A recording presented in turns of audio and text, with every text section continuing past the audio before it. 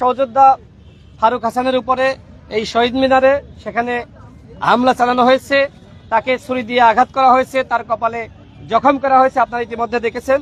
আমরা শুনলাম যে এখানে পুলিশ এসেছে, এখনো পর্যন্ত আমরা পুলিশকে দেখছি না।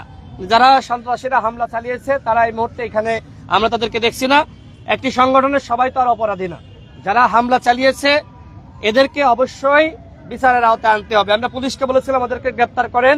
পুলিশ, আমি ডিসির সাথে এই শহীদ মিনারে আসার পরেও আমি কথা বলেছি, ডিসি সাহেব বলছেন যে তিনি পুলিশ ফোর্স পাঠাচ্ছেন, তিনি শাহবাগ থানার ওসিকে নির্দেশনা দিচ্ছেন। আমি জানি না আসলে নির্দেশনা কতটুকু পালিত হচ্ছে।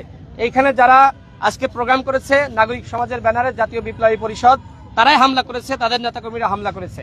আমি তাদেরকেই বলবো যে আপনাদের মধ্যে যারাই হামলা চালিয়েছে যদি তাদেরকে আপনারা গ্রেপ্তার করে পুলিশের হাতে তুলে না দেন তাহলে ধরে নিব যে আপনারা সবাই জড়িত, আপনাদের প্রত্যেকের ইন্ধন আছে এবং পুরো সংগঠন কিন্তু সেক্ষেত্রে আমরা নিষিদ্ধের দাবি তুলব।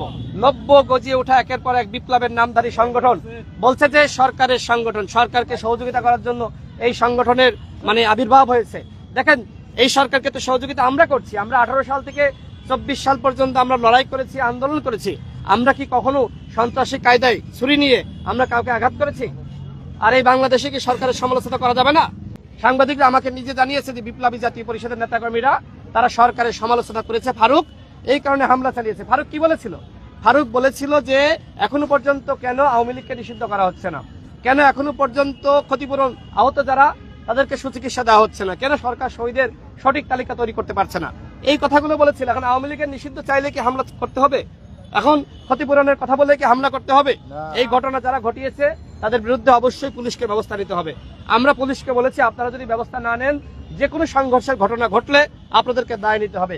নেতাকর্মীদেরকে কিন্তু কন্ট্রোল করা খুব কঠিন, তারপরে এখনো পর্যন্ত আমরা কিন্তু কন্ট্রোল করে রেখেছি, ধৈর্য ধারণ করছি। কিন্তু এটা কতক্ষণ সম্ভব? আমরা পুলিশ প্রশাসনকে বলবো জনগণের বন্ধু হয়ে কাজ করেন।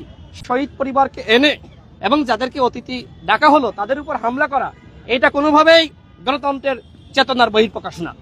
আজকে শহীদ পরিবারকে ডাকলেন, আপনারা বললেন নতুন সংবিধান চান, আপনারা বললেন যে এইখানে আপনারা আওয়ামী লীগের বিচার চান, আওয়ামী লীগকে নিষিদ্ধ চান, তো সংবিধানে বাক স্বাধীনতার কথা বলা আছে না? একজন যদি এসে তোমার বিরুদ্ধে বক্তব্য দেয় সেই বক্তব্য তোমাকে শুনতে হবে, এইটাই গণতন্ত্র। আমরা সরকারের সমালোচনা করছি সরকার যাতে করে ভুল শুধরে নিতে পারে, এইটা তো গণতন্ত্রের অংশ।